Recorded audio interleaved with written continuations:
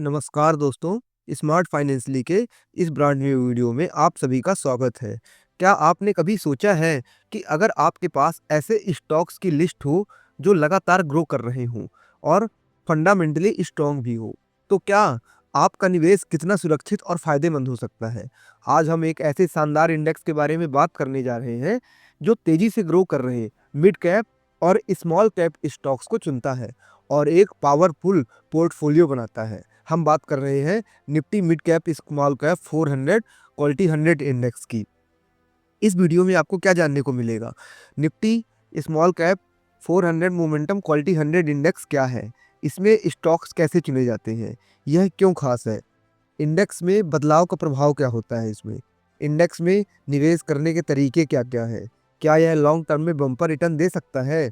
इसका back tested performance कैसा है?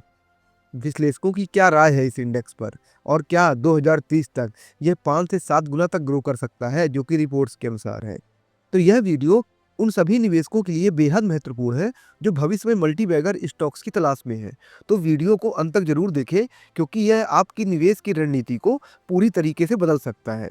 अब हम बिना किसी देरी के चलिए स्टार्ट करते हैं। Nifty mid small cap 400 momentum quality 100 index के बारे में विस्तार से बातें करते हैं। यह एक स्मार्ट बीटा इंडेक्स है। तो सबसे पहले हम इस इंडेक्स के बारे में डिटेल से जान लेते हैं। तो यह एक स्मार्ट बीटा इंडेक्स है जिसे 2024 में लॉन्च किया गया था। इसमें Nifty mid small cap 400 index के टॉप 100 स्टॉक शामिल होते हैं जो मोमेंटम और क्वालिटी के आधार पर चुने जाते हैं। इसमें मिड कैप और स्मॉल कैप दोनों की 400 कंपनियों में से 100 स्टॉक्स निकाले जाते हैं। सीधे शब्दों में कहें तो यह उन कंपनियों का कलेक्शन है जो न सिर्फ शानदार ग्रोथ कर रही हैं, बल्कि फंडामेंटली भी मजबूत कंपनी है। तो आपको यह आसानी से समझ में आया होगा। अब इसमें आगे बढ़ते हैं, कैसे चुने जाते हैं इस स्टॉक्स। इसमें मेनली 2 फैक्टर्स रहते हैं, मोमेंटम और क्वालिटी। तो पहला मोमेंटम फैक्टर, यानी कि तेज भागने वाले स्टॉक्स। मोमेंटम का मतलब हुआ कि हम उन स्टॉक्स पर दांव लगा रहे हैं जो पहले से अच्छा प्रदर्शन कर रहे हैं। ये स्टॉक्स लगातार नई ऊंचाइयों को छू रहे हैं और पिछले कुछ समय में इनका प्राइस ग्रोथ शानदार रहा है। उदाहरण के लिए, मान लीजिए आपने 100 धावकों की दौड़ देखी और उनमें से 20 सबसे आगे चल रहे हैं। मोमेंटम फैक्टर का मतलब है कि आप उन्हीं धावकों पर दाव लगा रहे हैं जो सब पहले से सबसे तेज दौड़ रहे हैं। स्टॉक मार्केट में भी यही होता है। जो कंपनियां पहले से अच्छा कर रही हैं, वो आगे भी अच्छा करने की संभावना रखती है। उस आधार पर इनमें चुना जाता है। अब दूसरा, क्वालिटी फैक्टर की बात करते हैं, यानी मजबूत और फिट कंपनियां। क्वालिटी फैक्टर का मतलब है कि स्टॉक्स की बैलेंस शीट मजबूत होनी चाहिए।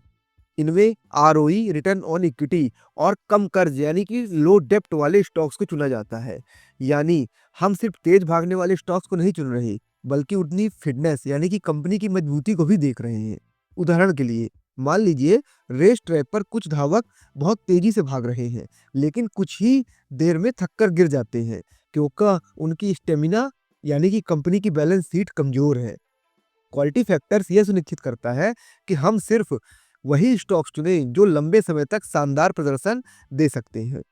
तो आपको क्वालिटी और मोमेंटम फैक्टर समझ में आया होगा। अब आगे बढ़ते हैं कि यह इंडेक्स क्यों खास है। यह सिर्फ ग्रोथ ही नहीं, बल्कि क्वालिटी को भी महत्व देता है। इसमें तेजी से आगे बढ़ने वाले लेकिन मजबूत कंपनियों का कलेक्शन होता है। यह एक तरह से शेयर मार्केट की ड्रीम टीम है। जैसे क्रिकेट में ड्रीम टीम बनाई जाती है, उसी तरह, जिसमें सिर्फ बेस्ट परफॉर्मेंस ही शामिल होते हैं। अब आगे हम समझेंगे इस इंडेक्स में कि कौन-कौन से सेक्टर शामिल हैं और उनका परफॉर्मेंस कैसा रहता है। तो चलिए आगे बढ़ते हैं। तो इंडेक्स में अब बात करते हैं कौन-कौन से सेक्टर्स आते हैं। तो ये आप टोटल इसमें सेक्टर देख ले सकते हैं। टोटल 20 के समथिंग सेक्टर आते हैं जो आपको एकदम आपका रिस्क कम कर देते हैं। अब 20 सेक्टर्स में आपका पैसा जाएगा। 20 सेक्टर जिसके अंतर्गत 100 स्टॉक्स आते हैं, जो कि मोमेंटम और क्वालिटी फैक्टर्स के आधार पर चुने होते हैं। तो आपका रिस्क बहुत कम हो जाता है। सबसे बड़ा है आईटी का 16.93%। दूसरे नंबर पे है फाइनेंशियल सर्विसेज का 16.48%। फिर कैपिटल गुड्स 14.51%। फिर हेल्थ केयर 12.61%। आप स्टॉप करके देख सकते हैं। अब आगे बढ़ते हैं, तो इसमें ये आप सेक्टर्स यहाँ पे भी देख सकते हैं। ये टोटल सेक्टर्स हैं, वही ऊपर थे जो। अब सबसे कम है इसमें मीडिया एंटरटेनमेंट और पब्लिकेशन का। अब इसके बाद बढ़ते हैं, तो स्मॉल कैप सेक्टर जो ये मतलब ये इंडेक्स है, इस सेक्टर की सबसे मजबूत और तेजी से बढ़ने वाली कंपनियां इसमें शामिल होती हैं। यह इंडेक्स उन कंपनियों को चुनता है जो छोटे लेकिन दमदार खिलाड़ी हैं, यानी कि स्टॉक्स हैं और आने वाले समय में बड़ी ग्रोथ दे सकते हैं। अब इसमें इनके जो प्रमुख सेक्टर्स हैं, अब उनकी सेक्टर्स और उनकी देख लेते हैं कि क्या पावर्स हैं। तो इसके पहले आप ये देख लीजिए, ये टॉप 10 कंपनी है, इसमें तो 100 कंपनियाँ आती हैं। ये टॉप 10 है वेटेज के हिसाब से। अब देखिए इसमें जो सबसे ज़्यादा वेटेज है वो 5.18% है। इसीलिए इसमें 100 कंपनी ली जाती है, ताकि जो कंपनी ज़्यादा अच्छे से परफ़ॉर्म करेगी, मार्केट कैप अच्छा होगा उसका, तो उसको ज़्यादा वेटेज दी जाएगी। तो परसिस्टेंट जैसे कई लोगों ने सुना होगा। दूसरी चीज़, यहाँ पे कोई बाइंग और सेलिंग का रिकमेंडेशन नहीं है, हम सिर्फ़ नॉलेज पर्सपेक्टिव से बना रहे हैं और हम सेबी रजिस्टर्ड भी नहीं है। तो आपको जो भी इन्वेस्टिंग का नॉलेज लेना है तो आप अपने फाइनेंशियल एडवाइजर से पूछ के कीजिएगा। हम सिर्फ नॉलेज पर्सपेक्टिव से बनाया जा रहा है यहाँ पे। तो अब प्रमुख सेक्टर उनकी ताकत देखते हैं। जैसे पहला है इंडस्ट्रियल सेक्टर। ये छोटे शहरों और ग्रामीण इलाकों के लिए नए इंडस्ट्रियल प्लांट्स और फैक्ट्रियां लग रही हैं। अब उससे सरकार की मेक इन इंडिया और प्रोडक्शन लिंक इंसेंटिव यानी कि पीएलआई स्कीम जैसी नीतियों से इस सेक्टर को बूस्ट मिल रहा है। कई कंपनियां, मिड कैप कंपनियां अब बड़े लेवल पर एक्सपोर्ट कर रही हैं, जिससे इस इंडेक्स को ही फायदा मिलेगा। उदाहरण के लिए मान लीजिए भारत में मोबाइल फ़ोन सिर्फ 2-3 बड़ी कंपनियां बनाती थी पहले, लेकिन अब छोटे शहरों में ही मोबाइल और इलेक्ट्रॉनिक्स मैन्युफैक्चरिंग प्लांट खुल रहे हैं, जिससे नई इंडस्ट्रियल कंपनियों को ज़बरदस्त ग्रोथ मिल रही है। अब आप इंडस्ट्रियल सेक्टर में ये मेन कंपनियां आती हैं, आप देख सकते हैं। ये एक मधुमक्खी के छत्ते की तरह है, जो एक इंडस्ट्रियल सेक्टर है उसमें इतनी कंपनियां आती हैं। अब उनकी सबकी वेटेज भी है। देखिए कई छोटी-छोटी कंपनियाँ उनकी वेटेज बहुत कम है, लेकिन इसमें सबको 100, इसीलिए आपका पैसा सेफ रहता है। अब दूसरे हेल्थ केयर और मेडिकल फार्मा सेक्टर की अपन देखते हैं, तो भारत में मेडिकल और फार्मा सेक्टर तेज़ी से ग्रो कर रहा है। एयर एम्बुलेंस, टेलीमेडिसिन और डिजिटल हेल्थ केयर जैसी नई टेक्नोलॉजी तेज़ी से अपनाई जा रही है। हेल्थ बैकग्राउंड की बढ़ती ज़रूरतों से हॉस्पिटल और डायग्नोस्टिक कंपनियों को फ़ायदा मिल रहा है। उदाहरण के लिए, जैसे-जैसे लोग अपनी सेहत के प्रति जागरूक हो रहे हैं, हेल्थ केयर सेक्टर की कंपनियों की डिमांड बढ़ रही है। एक छोटे शहर की हॉस्पिटल चेन जो पहले सिर्फ 1-2 शहरों में थी, अब पूरे भारत में फैल रही है। अब ये कंपनियाँ देखिए हेल्थ केयर सेक्टर में जो इसमें अंतर्गत कंपनियाँ आती हैं, ये टोटल ये सब कंपनियाँ हेल्थ केयर के अंतर्गत। फिर थर्ड, आईटी और टेक्नोलॉजी, स्टार्टअप्स और सास कंपनियों की ग्रोथ। भारत में स्टार्टअप्स और सास यानी कि सॉफ्टवेयर एज अ सर्विस कंपनियां तेजी से बढ़ रही हैं। Artificial intelligence, AI, cloud computing और फिनटेक कंपनियों का बड़ा बूस्ट मिल रहा है। छोटे आईटी स्टार्टअप्स भी ग्लोबल कंपनियों से कॉन्टैक्ट जीत रहे हैं। उदाहरण के लिए सोचिए, पहले सिर्फ टीसीएस और इन्फोसिस जैसी कंपनियां आईटी सेक्टर में राज करती थी, लेकिन अब छोटी-छोटी सास कंपनियां भी अरबों का कारोबार कर रही है, दुनिया भर के क्लाइंट्स को सेवाएं दे रही है। अब ये आप आईटी में ये कंपनी आती है इसके अंतर्गत, आईटी सेक्टर के अंतर्गत। अब नेक्स्ट बात करते हैं, आगे बढ़ते हैं फाइनेंशियल सेक्टर का। तो छोटे बैंकों और एनबीएफसी का विस्तार। भारत में एनबीएफसी यानी नॉन बैंकिंग फाइनेंशियल कंपनी और छोटे बैंक तेजी से फैल रहे हैं। डिजिटल बैंकिंग और यूपीआई से फाइनेंशियल सेक्टर को बूस्ट मिल रहा है। क्रेडिट कार्ड, पर्सनल लोन और एसएमई फाइनेंस में जबरदस्त ग्रोथ हो रही है। उदाहरण, पहले छोटे शहरों में बैंकिंग सुविधाएं सीमित थी, लेकिन अब डिजिटलीकरण और एनबीएफसीज के आने से लोग आसानी से लोन ले पा रहे हैं और बिजनेस ग्रो कर रहे हैं। आप अपने चारों ओर देखते होंगे, लोन, आपको कोई भी सामान लेना है आसानी से मिल जाता है। अब ये टोटल कंपनी आती है फाइनेंस के अंतर्गत, टोटल ये पूरी कंपनी है। अब इसके आगे बढ़ते हैं कि आपको आसान उदाहरणों से मैं समझाता हूँ कि यह इंडेक्स शेयर बाजार की नई पीढ़ी कैसे है। तो अगर हम भारतीय शेयर बाजार को एक गाड़ी मान लें और निफ्टी 50 बड़े ब्रांडेड टायर है, अगर शेयर बाजार अपनी गाड़ी है तो निफ्टी 50 जो इंडेक्स है वो उसके बड़े और ब्रांडेड टायर है, यानी जो स्टेबल है और धीरे धीरे आगे बढ़ते हैं।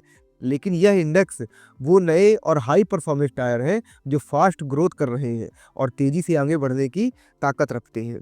यानी यह इंडेक्स भारत के भविष्य की ग्रोथ स्टोरी दर्शाता है और उन कंपनियों का कलेक्शन है जो आने वाले समय में बहुत बड़ी बन सकती हैं। अब आगे बढ़ते हैं, Nifty mid small cap 400 momentum quality 100 index का परफॉर्मेंस देख लेते हैं।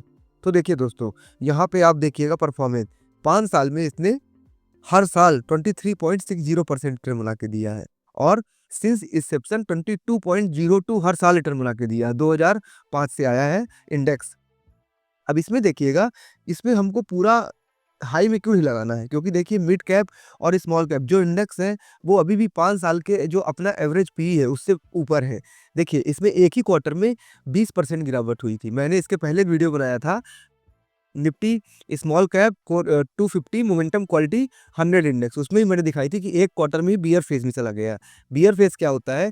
मार्केट एक ऐसे चलता है, तो ये तो बुल फेज हो गया। जब मार्केट करेक्शन आता है तो 10% से 20% तक मार्केट बोला जाता है करेक्ट हो रहा है। 20% से जब ज़्यादा चला जाता है तो इसी को बोलते हैं क्रैश किस्ती, यानी बियर फेस मार्केट में आ गया है। अब देखिए ये इंडेक्स इतना वोलेटाइल क्यों है? इसमें या तो आपको सही स्ट्रेटजी जानना है कि आपको निवेश कैसे करना है, तो हमारा चैनल देखिए, नहीं तो एक ही क्वार्टर में देखिए -20.32 चला गया और एक साल में इसने 5.08% मतलब माइनस है। हालाँकि ऐसा नहीं था, ये 50% का रिटर्न देके चल रहा था, लेकिन गिरावट इतनी हुई क्योंकि ये ऑलमोस्ट, अभी आपको ग्राफ भी दिखाऊँगा कितनी गिरावट हो चुकी है। तो इसलिए इसमें पूरा पैसा कभी नहीं फँसाना। ये लॉन्ग टर्म में आप यहाँ पे देख सकते हैं, इतना आपको निफ्टी 50 में कभी नहीं मिलेगा। अब इसके थोड़ा फंडामेंटल्स की बात कर लेते हैं यहाँ पर। तो फंडामेंटल देखिए, पी इसका 29.15 है, अभी भी पी हाई है। निफ्टी का अभी जो पी है 19 चल रहा है, इसका 29.15 है। पीवी 6.67 है, प्राइस टू बुक वैल्यू। तो अगर आपको ये फंडामेंटल सीखने हो तो हमारे चैनल देख सकते हैं। तो आपको यहाँ पे क्या समझ में आया होगा कि अभी इसका पी है, तो आपको निवेश भी करना है, तो कैसे पार्ट बाय पार्ट करने हैं। पार्ट बाय पार्ट कैसे निवेश करते हैं, वो हमारे पुराने वीडियो में देख सकते हैं। और इसको किस ईटीएफ से आप कवर कर सकते हैं, इसके लिए मिड स्मॉल ईटीएफ है और अभी भी इसका पीई आई है और एक गिरावट भी आप देख सकते हैं यहाँ पे। लेकिन ये इंडेक्स लॉन्ग टर्म में अच्छा खासा रिटर्न देगा ही देगा। अब यह एक नया इंडेक्स है, इसलिए इसके बैक टेस्टेड डाटा आपको जल्दी आसानी से नहीं मिलेंगे अगर आप ईटीएफ में जाएँगे, लेकिन इसकी संभावनाओं को हम समझ सकते हैं। कैसे? बताया इंडेक्स से।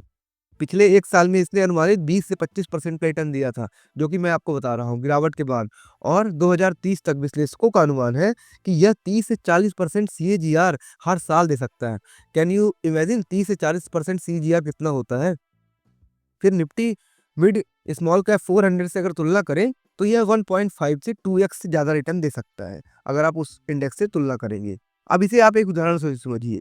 पहला एग्जांपल, जैसे आप बिजनेस ग्रोथ से अगर तुलना करते हैं, मान लीजिए आपके पास 2 दुकानदार हैं। पहला दुकानदार हर महीने 10% की ग्रोथ कर रहा है, धीरे-धीरे लेकिन स्टेबल तरीके से। दूसरा दुकान हर महीने में 15 से 20% की ग्रोथ कर रहा है, क्योंकि उसकी लोकेशन बेहतर है, मार्केटिंग अच्छी है और ग्राहक ज़्यादा आकर्षित करता है। अब अगर आपको इन दोनों में से किसी एक में इन्वेस्ट करना हो, तो आप तेज़ी से बढ़ने वाले दुकान में पैसा लगाएँगे। अगर मैं गलत हूँ तो आप कमेंट करके बताइएगा। Nifty mid small cap 400 index पहला दुकानदार है, जो ठीक ग्रोथ कर रहा है। Nifty mid small cap 400 momentum quality 100 index दूसरा दुकानदार है, जो सबसे तेज़ी से ग्रो कर रहा है। ये फ़र्क होता है। दूसरे एग्जांपल से समझिए, अभी आपको समझ में नहीं आया होगा। रेस ट्रैक पर 2 रनर्स की तुलना करते हैं अपन। सोचिए कि 100 लोग एक रेस में दौड़ रहे हैं। कुछ धावक बहुत तेज़ से दौड़ रहे हैं, क्योंकि उनकी फ़िटनेस अच्छी है और वे पहले से ही बढ़त बना चुके हैं। कुछ धावक धीरे-धीरे दौड़ रहे हैं, क्योंकि वे उतने तैयार नहीं थे। अब Nifty mid small cap 400 index सभी धावकों को कवर करता है, तेज़ और धीमे दोनों को। लेकिन Nifty mid small cap 400 momentum quality 100 index सिर्फ़ उन धावकों को चुनता है, जो पहले से तेज़ दौड़ रहे हैं और सबसे फिट भी है। यानी यह इंडेक्स सिर्फ बेस्ट परफॉर्मेंस को चुनता है, जिससे इसका रिटर्न ज़्यादा होता है। अब इसको बैक टेस्टेड डेटा से इसकी पुष्टि करते हैं अपन। अगर इस इंडेक्स का बैक टेस्टेड परफॉर्मेंस देखें तो ये लॉन्ग टर्म में ज़्यादा रिटर्न दे सकता है। कंपैरिजन देखते हैं, यानी अगर आप यहाँ पे देखिए जो इंडेक्स है, मिड कैप स्मॉल 400, इसने कितना दिया 15 टू 20% सीएजीआर और इसने 13 टू 40% सीएजीआर अनुमानित हर साल। यानी अगर आप सही स्ट्रेटजी से चुने तो स्मॉल कैप और मिड कैप में बड़ा फायदा हो सकता है। स्ट्रेटजी कहाँ मिलेगी आपको? @स्मार्ट फाइनेंशियली चैनल में। अब इससे आपको क्या समझ में आया? यह स्टॉक्स की एक एलीट क्लास है, जो सिर्फ तेजी से ग्रो करने वाले और मजबूत कंपनियों को चुनता है। कमजोर कंपनियां इसमें शामिल नहीं होती, जिससे इसका परफॉर्मेंस बेहतर बना रहता है। लॉन्ग टर्म में 1.5x से 2x रिटर्न देने की क्षमता रखता है ये। तो आपको यह आपको समझ में आया होगा।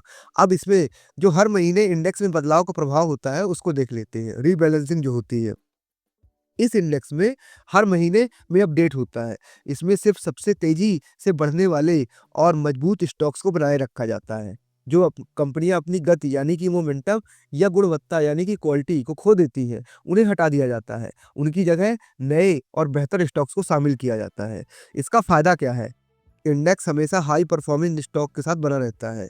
कमजोर कंपनियां बाहर हो जाती हैं, जिससे लॉन्ग टर्म में ग्रोथ मजबूत और स्थिर रहती है।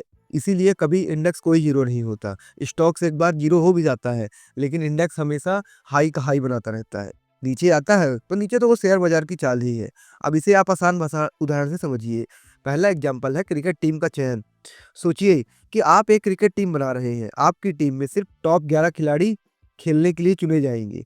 अगर कोई खिलाड़ी फॉर्म में नहीं है तो उसे टीम से बाहर कर दिया जाता है। उसकी जगह एक नया बेहतर खिलाड़ी लिया जाता है, जो लगातार अच्छा प्रदर्शन कर रहा है। नतीजा, आपकी टीम हमेशा मजबूत बनी रहती है और अच्छा प्रदर्शन करती है।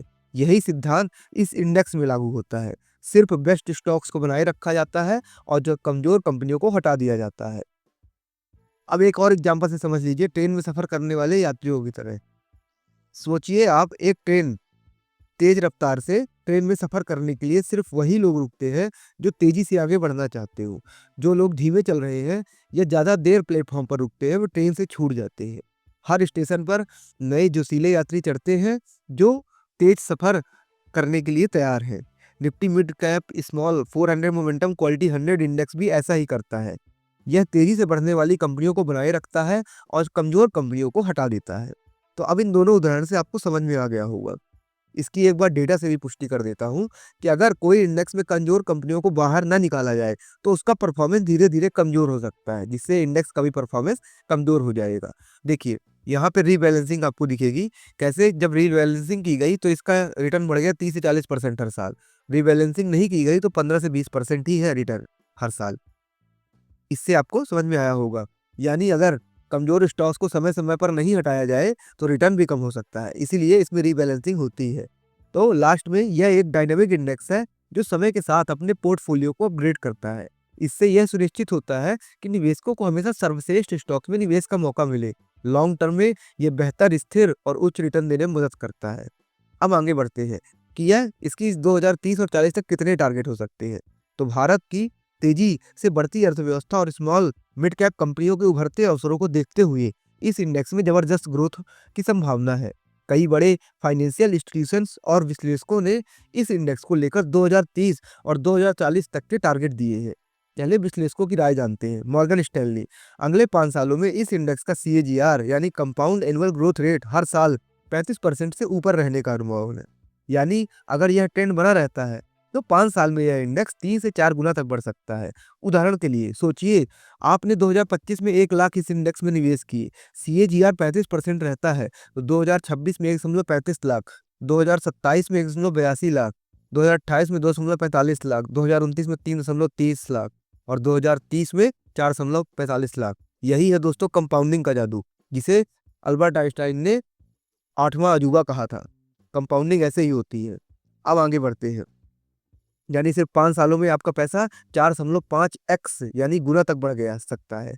अब HSBC जो 2030 तक क्या बोलते हैं कि यह इंडेक्स 5x तक ग्रो कर सकता है। भारत की तेजी से बढ़ती मिड कैप और स्मॉल कैप कंपनियों को देखते हुए HSBC का मानना है यह इंडेक्स भारत की अर्थव्यवस्था की असली ग्रोथ स्टोरी को दर्शाएगा। उदाहरण के लिए, अगर आपने इस इंडेक्स में 2 लाख इस इंडेक्स में लगाए तो यह 5x बढ़ा तो 2030 तक आपका 10 लाख हो जाएगा, जो कि एक कंपाउंडिंग होती है। अब मोतीलाल ओसवाल 2030-2040 के लिए इनकी इनकी क्या राय? यह इंडेक्स लॉन्ग टर्म में शानदार परफॉर्मेंस देगा मोतीलाल ओसवाल के कारण, लेकिन इसमें वोलेटिलिटी ज़्यादा हो सकती है। यानी इसमें शॉर्ट टर्म में उतार चढ़ाव रहेगा, लेकिन जो लंबे समय तक निवेशित रहेंगे उन्हें बड़ा फायदा मिलेगा। उदाहरण के लिए, यह इंडेक्स एक रोलर कोस्टर राइड की तरह है, कभी ऊपर कभी नीचे, लेकिन अंत में ऊंचाई पर ही जाता है। तो अगर आप लॉन्ग टर्म इन्वेस्टर हैं तो यह इंडेक्स मल्टीबैगर साबित जरूर होगा दोस्तों। अब इसका असर भारतीय शेयर बाजार पर क्या पड़ेगा इस इंडेक्स का? अगर यह ट्रेंड जारी रहता है तो भारत का मिड कैप और स्मॉल कैप सेक्टर शेयर बाजार का नया लीडर बन सकता है। भारत की GDP 6 से 7% CAGR से बढ़ने का अनुमान है, जिससे स्मॉल कैप सेक्टर को सबसे ज्यादा फायदा होगा। रिटेल इन्वेस्टर और फॉरेन इंस्टीट्यूट इन्वेस्टर यानी FIIs इस सेगमेंट में तेजी से पैसा लगा रहे हैं, जिससे ग्रोथ और मजबूत होगी। अब भारत की मार्केट कैप की तुलना करते हैं इंडिया, USA और चाइना से। तो ईयर 2024 में देखिए, भारत के मार्केट कैप $4 ट्रिलियन है। शेयर बाजार की बात कर रहा हूँ। अमेरिका का $50 ट्रिलियन है और चाइना का $12 ट्रिलियन है। जबकि देखिए, अमेरिका की जनसंख्या कितनी, 36 करोड़, और हमारी कितनी है, 160 करोड़, हमारा तो कंजम्पशन ही इतना ज़्यादा है। अब 2030 तक देखिए 10 से 12 ट्रिलियन डॉलर हो जाएगा भारत का, और अमेरिका का 70 से 75 ट्रिलियन डॉलर, और चाइना का 18 से 20 ट्रिलियन डॉलर। 2040 तक 25 से 30 ट्रिलियन डॉलर, और अमेरिका का 100 ट्रिलियन डॉलर, और 25 से 30 ट्रिलियन डॉलर चाइना का हो जाएगा। दोस्तों ये तो इन्होंने उसकी बताई है, अमेरिका के सब संस्थान है वहाँ का है। भारत क्या है कि भारत की ना किसी से दुश्मनी है, भारत सभी का संबंध अच्छा है। भारत का शेयर मार्केट और भारत की इकोनॉमी बढ़नी ही है। अगर आप हिस्ट्री भी जाके पढ़ेंगे तो 15वीं सेंचुरी से लेके 17वीं शताब्दी तक, जब तक अंग्रेज नहीं आए थे, हम पूरी दुनिया का 25% वर्ल्ड की जीडीपी थी, हमारे पास पैसा था। और इसका भी खुलासा अमेरिका की ही अर्थशास्त्री ने किया है। चलिए वो भविष्य की बातें वो कभी आगे और डिस्कस करेंगे, कैसे शोषण हुआ हमारा। अभी आगे बढ़ते हैं। यानी 2040 तक भारत का शेयर बाजार चीन के बराबर हो सकता है, उससे भी आगे हो सकता है। ऐसा कुछ नहीं कि वहीं तक होगा। अब आगे बढ़ते हैं कि 2030 तक यह 5x ग्रोथ संभव है, और 2040 तक यह इंडेक्स 10 गुना तक बढ़ सकता है। लॉन्ग टर्म इन्वेस्टर्स के लिए यह एक बेहतरीन अवसर हो सकता है। भारत का मिड और स्मॉल कैप सेक्टर अगला ग्रोथ इंजन बनने जा रहा है। लेकिन ध्यान रखें दोस्तों, शॉर्ट टर्म में वोलेटिलिटी जरूर होगी, इसलिए धैर्य और लॉन्ग टर्म नजरिया जरूर रखें। मैंने आपको दिखाया है कि कैसे ये एक ही क्वार्टर में बियर फेस में चला जाता है। तो अगर आप भविष्य की ग्रोथ स्टोरी का हिस्सा बनना चाहते हैं तो यह इंडेक्स आपके लिए हो सकता है। अब क्या आपको Nifty mid small cap 400 momentum quality 100 index में निवेश करना चाहिए? तो इस आपको निवेश करने से पहले यह कैसे काम करता है और आपके निवेश के लिए सही है या नहीं, इसे देख लीजिए। तो किसे सबसे पहले निवेश करना चाहिए? लॉन्ग टर्म इन्वेस्टर जो 5 से 7 साल का नजरिया रखने वाले हो। उदाहरण,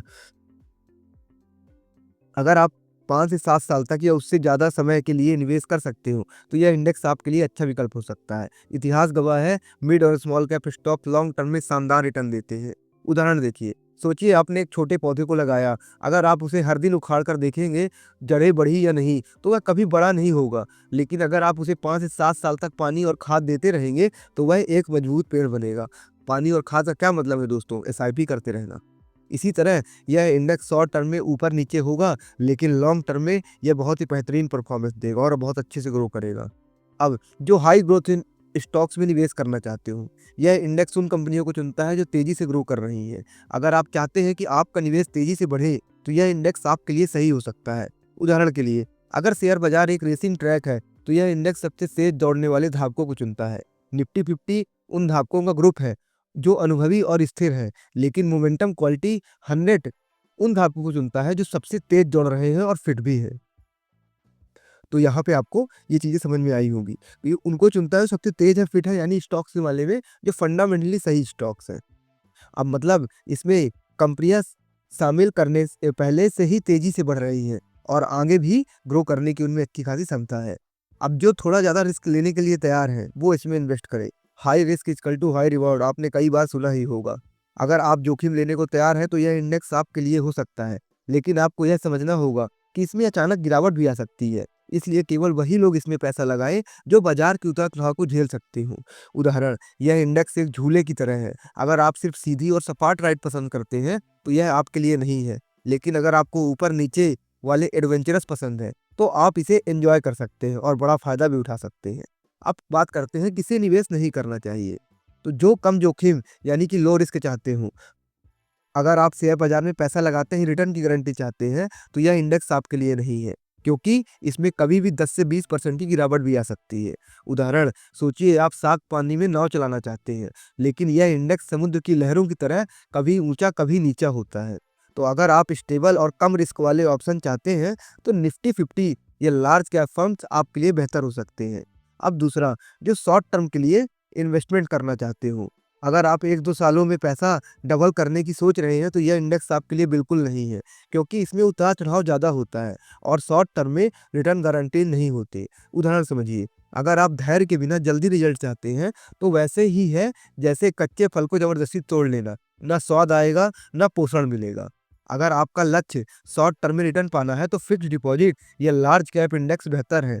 डेब्ट फंड भी आपके लिए बेहतर है, जैसे हमने बताया एलटी गिल्ट बीज, लिक्विड बीज में आप डाल सकते हैं। अब Nifty mid cap small cap 400 momentum quality 100 index में निवेश करने का तरीका कैसे है? तो ये मैं आपको तरीका बताने से पहले मैं आपको यही बता दूं कि आप अगर लॉन्ग टर्म निवेशक है, ज़्यादा ग्रोथ चाहते हैं और रिस्क लेने को तैयार है, तो यह इंडेक्स एक बेहतरीन अवसर हो सकता है। लेकिन अगर आप कम रिस्क या शॉर्ट टर्म रिटर्न चाहते हैं तो यह आपके लिए सही नहीं है। तो सोचिए समझिए और फिर निर्णय लीजिए निवेश करने का। अब इसमें निवेश करने के इस इंडेक्स में तरीके क्या हैं? तो इस इंडेक्स में मुख्य निवेश करने के 2 तरीके हैं, ईटीएफ या म्यूचुअल फंड के ज़रिए या डायरेक्ट स्टॉक के ज़रिए। आइए इसे सरल उदाहरणों से समझते हैं ताकि आपको आसानी से समझ में आ सके। तो तरीका पहला है ईटीएफ या म्यूचुअल फंड के जरिए निवेश। ईटीएफ यानी एक्सचेंज ट्रेडेड फंड या म्यूचुअल फंड का एक ऐसा तरीका है जिससे कम लागत में पूरे इंडेक्स को निवेश किया जा सकता है। आप इसको शेयर की तरह खरीद बेच सकते हैं किसी भी समय। अगर कोई एएमसी एसेट मैनेजमेंट कंपनी इस इंडेक्स पर ईटीएफ लॉन्च करती है तो आप इसे शेयर मार्केट में एक स्टॉक की तरह खरीद सकती है। इसके लिए है हम आपको बता देते हैं मिड स्मॉल। आप अपने ब्रोकिंग ऐप में डालेंगे तो आ जाएगा ईटीएफ है मिड स्मॉल। इसको शायद वो वाली कंपनी लॉन्च करती है मिरा एसेट। तो ईटीएफ या म्यूचुअल फंड, इसे सही उदाहरण से और आसानी से समझिए। ईटीएफ है ये म्यूचुअल फंड है, ये खाली की तरह है, बफेट की तरह। ईटीएफ ज़्यादा बेटर है म्यूचुअल फंड से, हमने कई बार वीडियो में बताया है। आप उससे अच्छा खासा रिटर्न निकाल सकते हैं। कि सोचिए आप किसी रेस्टोरेंट में गए और आपको हर डिश अलग-अलग खरीदनी पड़ी।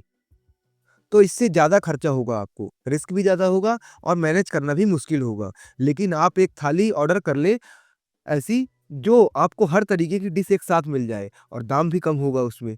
तो इसमें ये आपको फ़ायदा मिलता है। यही ईटीएफ या म्यूचुअल फंड भी करता है। आपको पूरे इंडेक्स के बेस्ट स्टॉक्स में एक साथ निवेश करने का मौका देता है, वह भी कम लागत में। अब दूसरा तरीका समझिए, डायरेक्ट स्टॉक से जरिए निवेश। इसमें आप इंडेक्स के टॉप स्टॉक्स को खुद चुनकर अपना पोर्टफोलियो बना सकते हैं। लेकिन इसके लिए आपको सही रिसर्च और स्टॉक्स का एनालिसिस आना चाहिए। इसको उदाहरण से समझिए, डायरेक्ट स्टॉक्स का मतलब चुनना होता है घर पर खुद खाना बनाना।